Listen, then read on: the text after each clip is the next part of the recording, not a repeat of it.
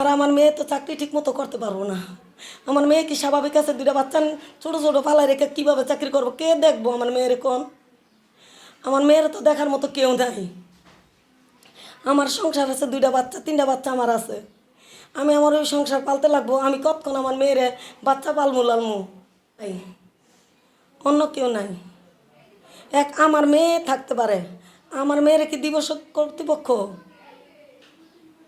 আমার মেয়ে স্বাভাবিক হোক মাত্র তো আমার বাবা গেছে একটা, আমরা তো ঠিক নেই, স্বাভাবিক অবস্থায় নেই।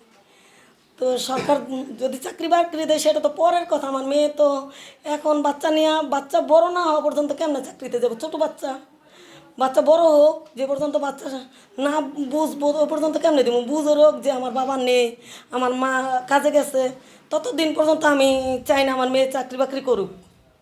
সরকার যেন আমার মেয়েরে, আমার মেয়ের বাচ্চা কাচ্চা ঠিকঠাক মতো যেন একটু দায়িত্ব নেয়। এই মহল্লায় বলো, আমার জীবনে এত আদর ভালোবাসা কোথাও দেখি না বাচ্চার জন্য।